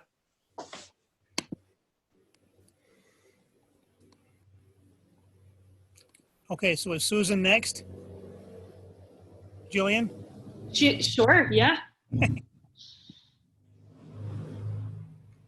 Okay, Susan, welcome to our meeting. Thank you. How can we help you? Hi, I live on Gifford Hill Road, which goes up to Kelsey Mountain Road. And there's been an increase in four-wheelers, especially on weekends, that seem to be going at excessive speeds. And I was wondering if we could we have horses, and do carriage driving. So we take up a bit of the room on the road. Rodney has put up signs warning people that we have carriage driving horses. One of the signs was taken down last hunting season, so there's only one in front of our house, but it's really a sort of worrisome that this four-wheeler traffic has increased. I was just wondering if the town would think about doing anything as far as signage or something. Okay, I don't know why we couldn't, but do the four-wheelers go by your house, Mike? Yeah. Do you have any idea, since you live over there, where they come from? From Gifford Hill. Yeah. Well, I just wondered where the source was. I had no idea. Yeah. It's not Yeah, a well, Vasa trail. There was probably 30 bikes went by last Sunday Yeah. at different times, Yeah. Uh-huh. but I didn't see any of them come back through. So they were heading north. I don't know where they went. Well, something just popped into my head. Since you're mostly dealing with your horses, on Monarch Hill, we put up a couple of signs indicating that people riding horses. Do you think that would help? Or are they just, are they abusive about their driving habits, the ATV people? I think more signs may help just to warn these people. I don't know that they're local people, that they're, that we are on the road with a horse and carriage, or we ride also. Yeah. So, yeah, that probably would help. But they, some are just sort of reckless and they don't want to, stop or anything. If you motion them to just slow down, they don't. The other thing is, isn't it illegal to drive four-wheelers on town roads? So maybe there needs to be a sign that says no ATVs on town roads, because that's really the problem. I mean, they should be careful of horses, but they also just shouldn't be on the road at all. Right, I agree. Right, yeah. Well, thank you, Gary, for telling me that, because I didn't know for sure that it was illegal, but. Yep. Unless it's not a Vasa trail, right? It's a a Vasa, no, it's a The snowmobile trail. It is? Yeah, The trail doesn't go up the road, does it? They must cross the road somehow. Yeah, it's not on my road, but the Kelsey Mountain Road, the Class 4 road, is a snowmobile trail. Right, okay, gotcha. Yeah. The Yeah. class 4 part of it. Yes. Yes. And Gifford Hill goes from Randolph It. up to Yeah. Tunbridge, right? It's in Yes. the Randolph. Yeah. So I'm in the southwest corner, the very southwest corner of the town of Tunbridge. Right. Yeah. No, I would think just the municipality of Randolph would be concerned about this too, because once again, they're not supposed to be on their roads either. Mm-hmm. Yeah. And Mike, they head over and go up the class 4 part of Kelsey Mountain Road? Yes. So Yeah, they're doing they I'm that. come not down the really. class. And then they go down it. Yeah. By Mike's. Right. And then they go continue on the class 3 part. Oh. Mm. Well, I think at least we could get some horse signs up, or horse and rider or whatever, and then we could maybe, I don't know what the standard is, but maybe we could get some no ATV signs up as well. Uh-huh. I guess we could also alert Orange County Sheriff's Office. It seems like maybe they could set up a trap for them on the weekend or something, maybe. Mm-hmm. Yeah, that all sounds like it could be very helpful. Yeah, because it's all. I've been here for over 30 years. It's always been an issue, but just recently, it's really, really bad. Yeah. There seems to be a lot more ATV, dirt bike traffic. Well, I mean, I probably shouldn't say this, but I'm going to anyway. It could be people from out of state. Because of COVID, they're coming up on the weekends just to stretch their legs a little bit, and maybe that's the root of the problem. But they still need to be educated on what, I mean, the etiquette of coming upon a horse. Exactly. And a rider. Right. And they shouldn't be on the road anyway. I mean, that's Right. why, like, they're Vass trails or Vassa trails, because that would be a better place for them. In Williamstown, are they allowed on the town roads now? I don't know. Some You know, towns. Mike? I thought Williamstown passed an ordinance that allowed them to be on those roads. Newport did. I know that. I know. Yeah. Bethel and Rochester have roads that they can ride on. The same as we go through with the Snow Machine Club. You know, they have sections of the road that they can use, that the town lets them use. Yeah, it seems like to me, if they had their own designated areas, it would be perfect, because they could enjoy what they like, and we can be safe, doing what we like on the class 4 roads or whatever, Okay. Well, would it make sense for Susan to call the Vermont State Police, or for us to get in touch with them? I can tell you, actually, I'm not Susan. It's just her computer. I'm Maureen McCullough, but sorry. We did have a situation several years ago with 4-wheelers on the Gage Road, or actually, I think we were on Clarksville. Car, 4-wheeler, and us. No one did get hurt, but I did report, went down to the Bethel barracks, and it was a little disturbing, because they said, well, we know who it is, we can go talk to him, but that's probably all we want to do, because they could retaliate. You live very close. So, I mean, I know things are changing. That was probably 10 years ago. Right, but that's why we could do it if you wanted. Yeah, that would be great. Okay. Yeah. I think that might be a good step to do. Right. Yeah. That would be great. But also for the non reckless ATV drivers, maybe some signage would help you as well, just for someone driving around who doesn't realize that there might be a horse in the road. Exactly. Because, I mean, we have run into people that they see us, they turn their thing off, they wait, and it's fine. It's fine. Okay, But- well, Yeah, I think we should get our road foreman on getting some signs, a couple of signs anyway. okay. The Yeah, well, horse- Rodney, he did get us 2 signs a couple of years ago. We still have the one in front of our house, and he had put one up on right at the beginning of Kelsey Mountain Road. That one's gone. Somebody stole it. Okay, can you, Jillian, talk to Rodney about a sign, or do you want me to? I can talk to him. So, sign a carriage, horse and carriage sign.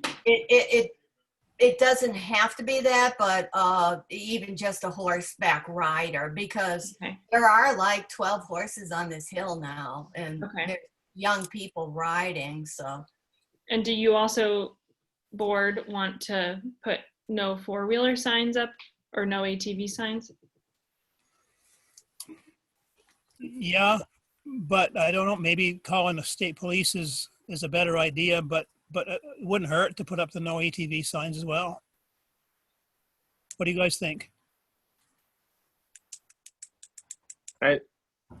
Jillian, could you call the VSP and just see what they recommend, whether Sure. it's signage or if they just want to flag some of these riders down at some point and just tell them that, I mean, they may be confused if they're not from here, that some towns you can ride on roads and in other towns you can't. Yeah, okay.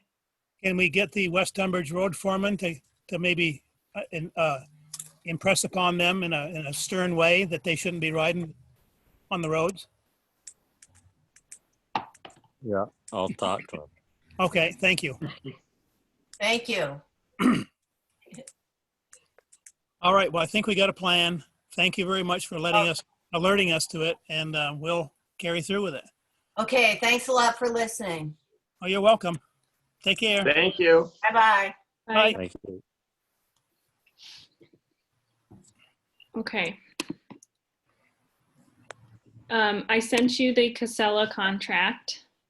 That needs to be, I think I it's read great. it word for word. okay, good. So did I. So what needs to happen is a motion to approve it, and then you all three, I think all three of you need to come in and sign it. I'll entertain that motion.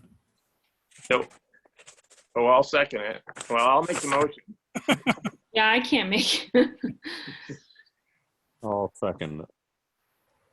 Okay. And discussion wise, Gary, just what's the difference between the 2-yard and the 4-yard compactor?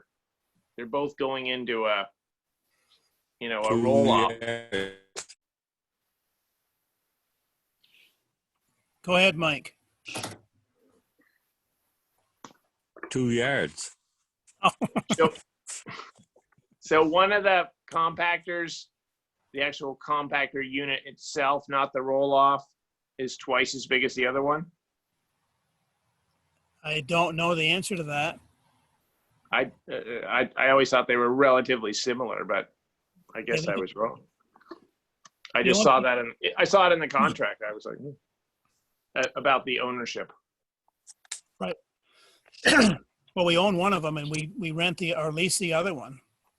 Right. Yep.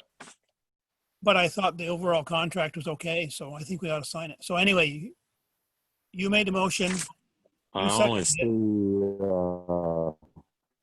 it. see one layer sign. Yeah. Gary's got to sign it. Yeah, it's Gary, I just clarified, or yes. So Gary, can you come sign that? I got that's on my action item list. Okay. Great. There was a typo in it too, Jillian. I didn't write it, so I know. I'm just saying. See, this is what's happening. I'm just like everybody else, John. That's right. What next? So I sent a. We got to vote on it, Gary. Okay, I thought we didn't do that. Oh, I thought you did. Okay. All in favor, please signify by saying aye. Aye. Great. All in Okay. favor. Go Okay. ahead. I sent you I sent you 2 versions of a commercial motor vehicle drug and alcohol policy, Why did you do that? because one of them is the one that you would actually be approving. It says Tunbridge, and I removed all the guidance and the fluff so that one of them is the passive boilerplate. But that's just for the road crew. Yes, this is irrelevant to the alcohol policy on town property. So this is a Yep. whole other thing. I met with somebody from Passive a couple weeks ago. We were supposed to have adopted this commercial motor vehicle drug and alcohol policy years ago. It's federal law. You have to have it. So what I did is I didn't change anything. I just put Tunbridge in all the spaces that it needed to say Tunbridge, hoping that you would vote to adopt it tonight. And then you are welcome to go back and review it and make edits if you want. It's like really important for Passive that we have a CMP. I make a motion that we adopt it. Okay. As second. written. Okay.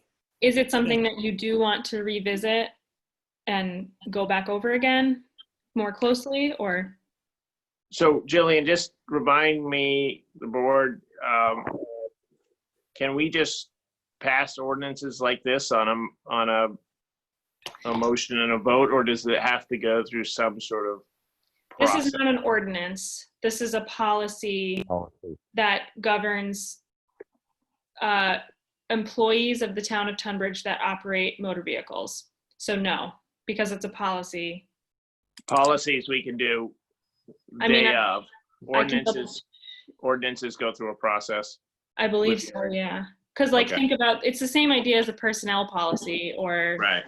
you know. Okay, great. It should be part of the personnel policy, shouldn't it? I think we're supposed to have a separate one. For the road crew.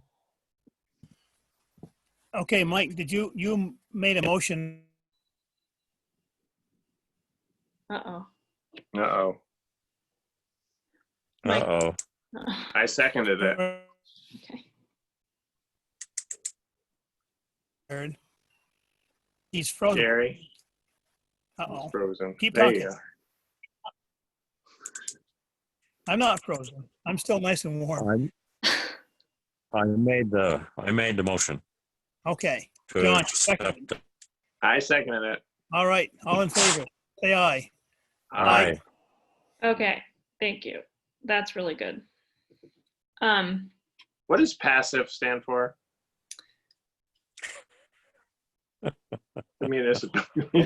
It's the municipality quiz. I have no I don't know. idea. I know what it does, but I couldn't repeat it. Yeah, there's not even an M in it for municipalities. I have no idea. Pacific Area Coordinating. Crap. So let me, I'll Google it. oops. Hold on. I just need to figure out how many of you need to sign that. Probably just one. Oops, I'm in the glossary.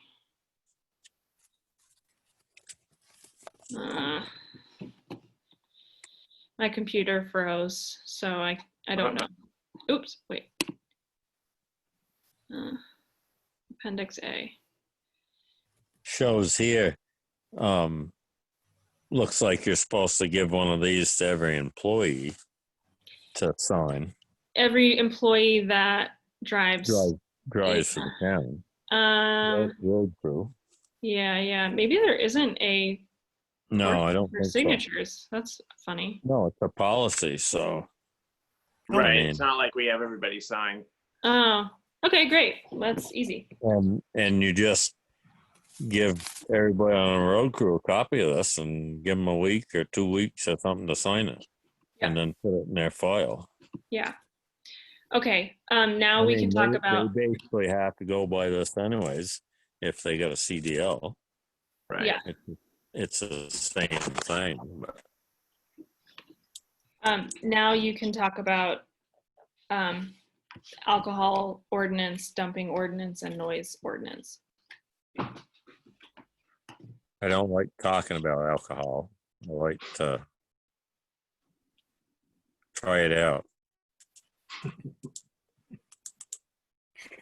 Well, I like the Randolph alcohol What policy about as you, far John? as Do it you was like so. to talk about it or try it Yeah, out? I like to talk about it. Just in that it was very simple. We was don't have very a liquor control board, so I don't know how that would work. But as far as Well, just That's kind of awesome. I mean, yeah, I think so. we have to sign permits if somebody wants to sell beer or something at the fair, right? Or do a Oktoberfest at the Right. town hall. And I think to be consistent like that wouldn't be a bad idea. You know, so Right. we're saying you could potentially have alcohol down the road. You could potentially have, I guess, alcohol at a If- softball tournament if you had If you a had a bartender permit. or Right. We could just put in the wording, put in the select board instead of liquor control board. Yep. I mean, that's basically where it anyways. And I can't imagine that Randolph has a liquor control board, but Right, it might be the select board by a different name. yeah.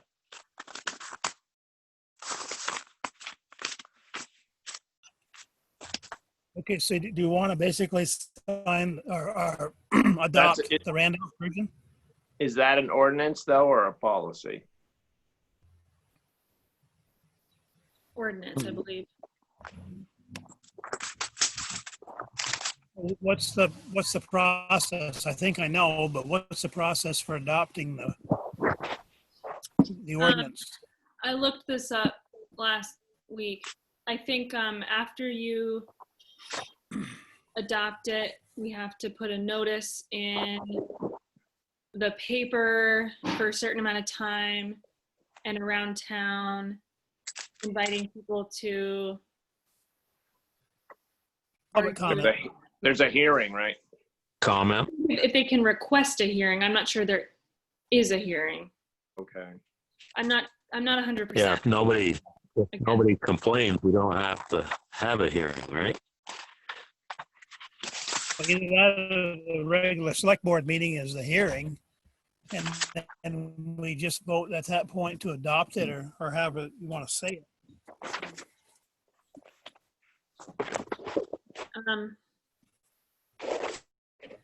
This internet thing is awful tonight. Yeah. Well, it's only Mike that's frozen.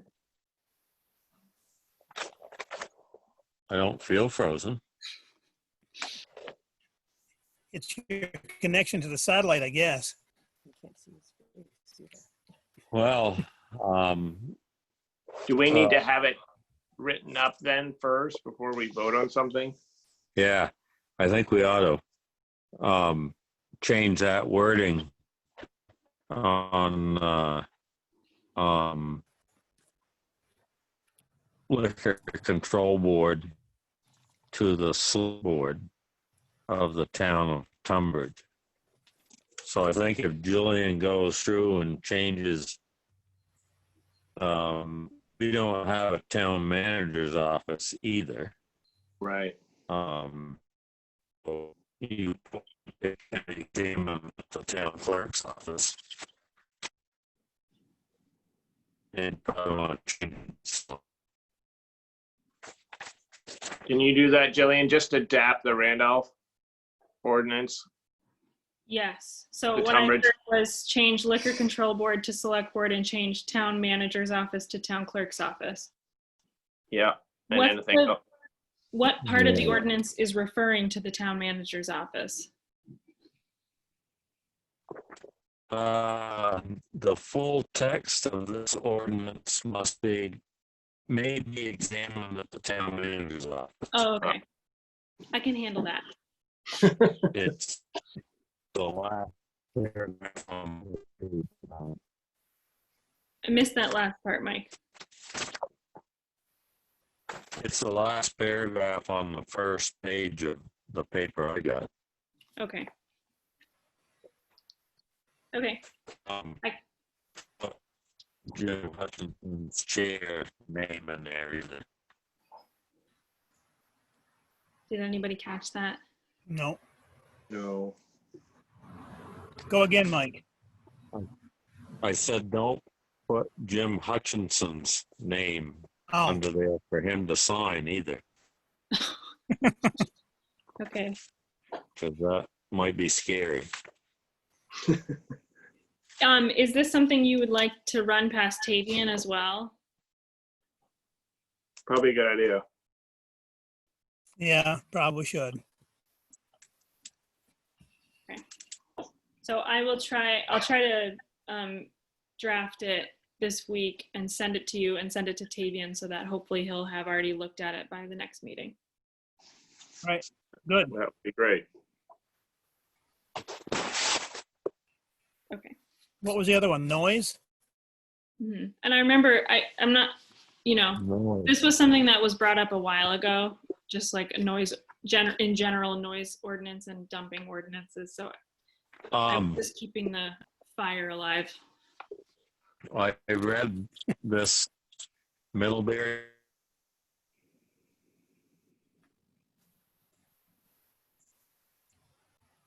And motor Keep vehicles. trying, Mike. We can't hear you.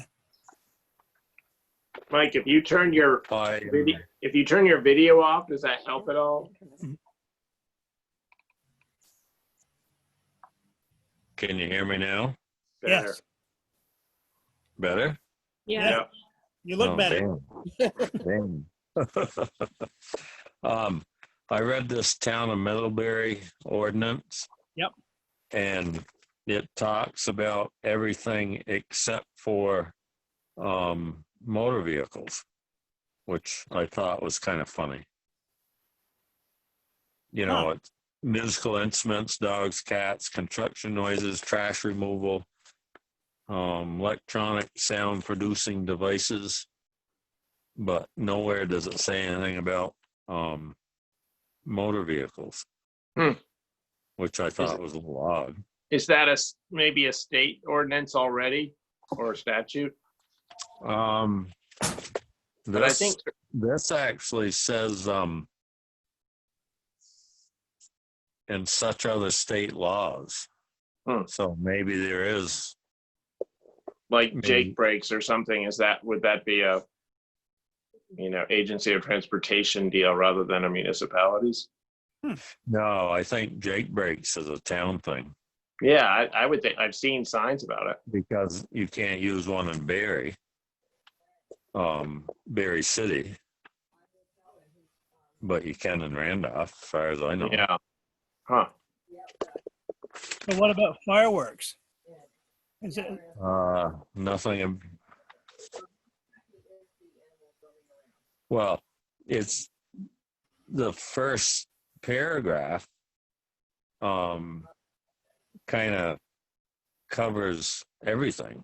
It says excessive, unnecessary, unreasonably loud noise or disturbance which disturbs, destroys, or endangers everybody else. so that kind of covers everything then. Yeah, but then they have specifics of electronics and vocal. No singing. Of a minor emergency. And Steer loose at Miller's, and it's wandering around, running up and down across their lawn and attempting to tango with the gas tank and making Joyce nervous. It is a large red steer with horns. Gary's going to have to briefly leave the meeting to Yeah. corral. Can you come back in 5 minutes, Gary? I don't have any chickens. Won't be back. It's a tradition that one of us leaves to corral animals. Yeah. Well, I'll get up there as quick as I can. Let's bypass this Middlebury thing for right now. But we did talk about it, and Jillian will just keep us apprised of the issue so we won't forget about it. I would rather not have to remind you every meeting about the noise ordinance. So I would just decide now if you want to adopt one or you don't. And if you do want to adopt one, I'll keep reminding you. But if it's something you never want to do, I'd love to forget about it. Well, I don't mind adopting one, but I want to read something that I want to adopt something I want. Okay. So you want different examples? Yes. Okay. I mean, I would love to have some town manager or select board person from another town also maybe join a meeting to talk about how it works, just because noise ordinances seem, at least, you know, what you were just reading there, Mike, they seem totally up to interpretation. You know, one person's, I mean, there are ways to measure, I guess, with decibels, but from what you read, it seems like, you know, what music a neighbor might like, another neighbor might hate. So, you know, Right. here you have a neighbor on either side, and one would love it and one would hate it. And I don't know where you go with that. Right.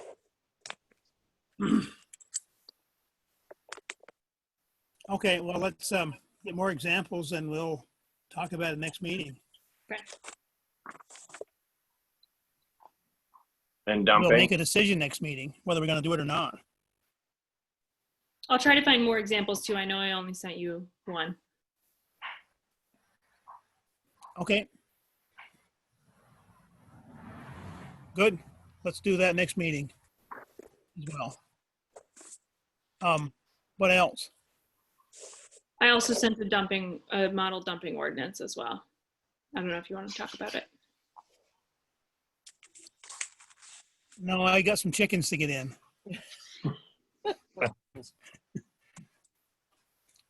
Did this come about because of a couple places in town? Was that why we started talking about this? Yes. Yep.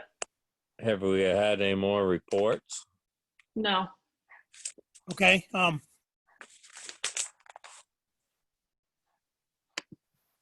didn't hear Well, you, Mike.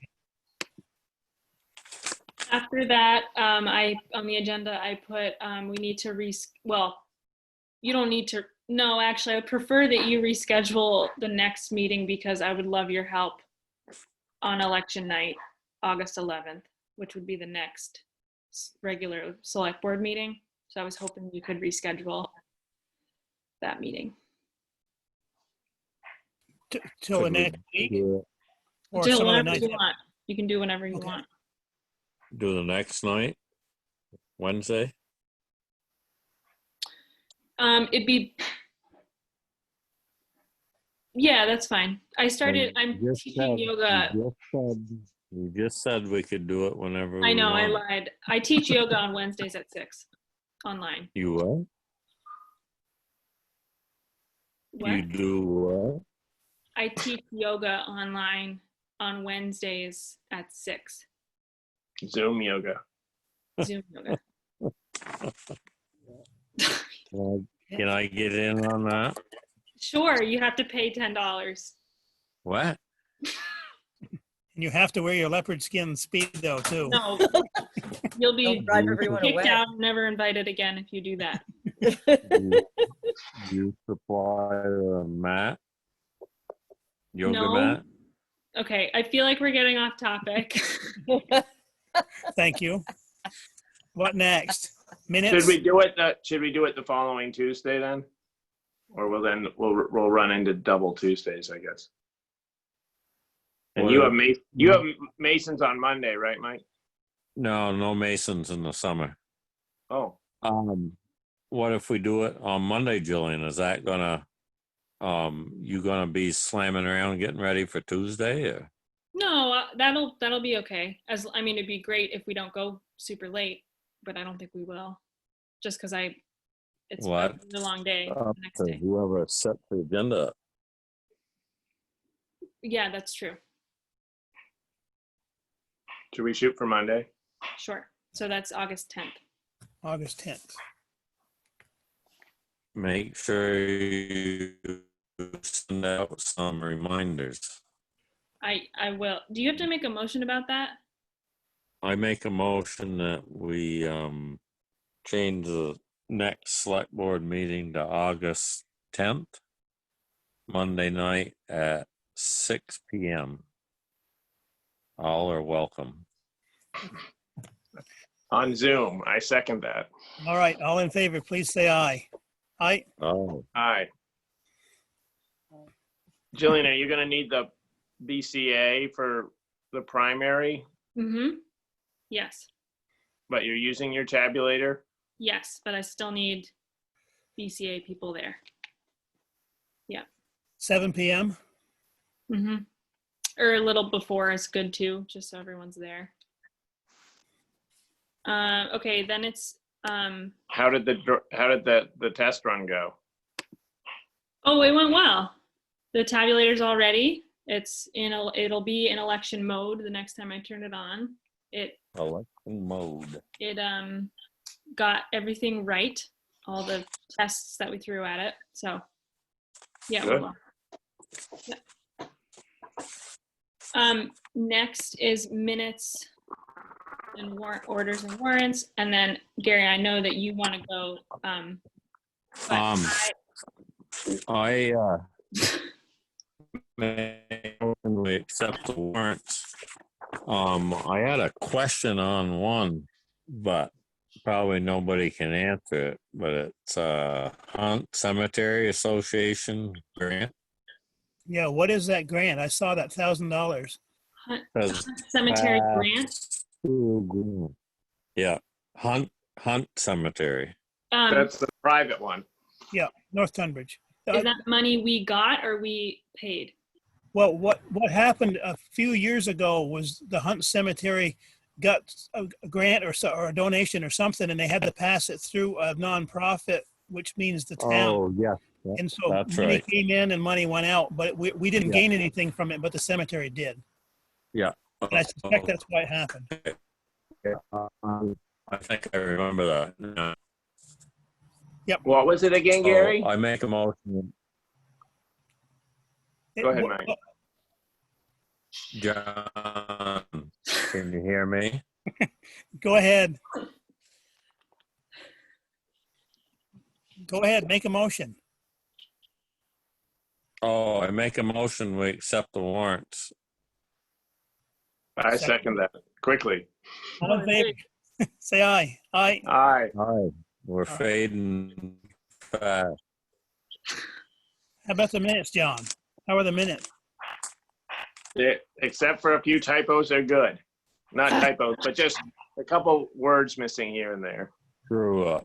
That's my specialty. I make a motion, we accept them if Jillian fixes them. Yeah. Do you want me to send you the edits? Sure. Updated version.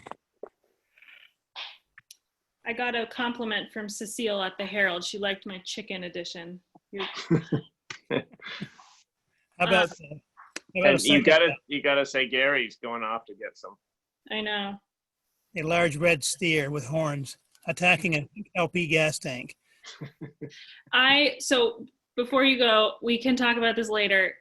I was hoping to request executive session. I just want to talk about my responsibilities. I'm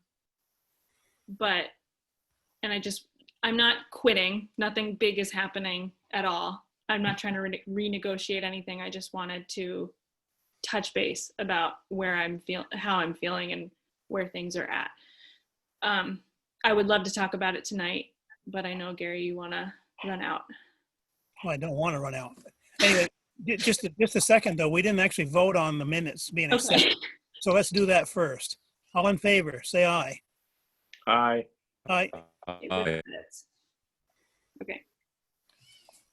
All right, does someone want to make a motion? We go into an executive session to discuss a personnel. I make a motion, we go into executive session to talk about personnel. Personnel. Okay. So are you going to stop recording? Yes. Okay. Do we vote? Can you just say I second that again? I missed it on the recording. I second that. Should we vote, Gary? Yes. All in favor of going into executive session, please say aye. Aye. Aye. I second it. Okay, we're All in- recording again. All right. So now we've taken no action on the item for the executive session. So Eli, a while back, I just asked Eli to send a contract for the mowing. Normally he does, and he didn't when he did it. So I'm gonna leave this out for you, Gary, to sign. I don't think you need a motion because you already motioned to hire him. Oh, okay. Yep. I can do that. Okay. Let's see. Eli contract. What else? That's it. I make a motion, we adjourn. You got to come up with a joke first.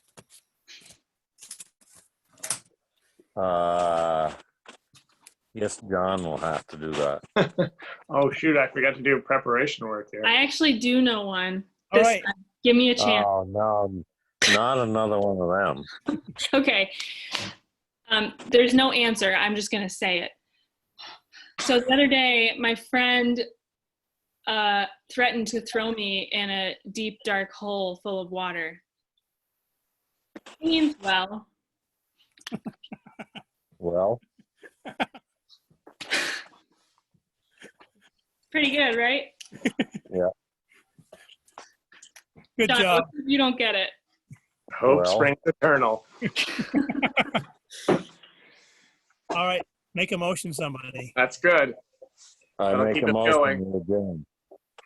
I second it. All in favor, say aye. Aye. Aye. Been good to see you. Thank you. Go get your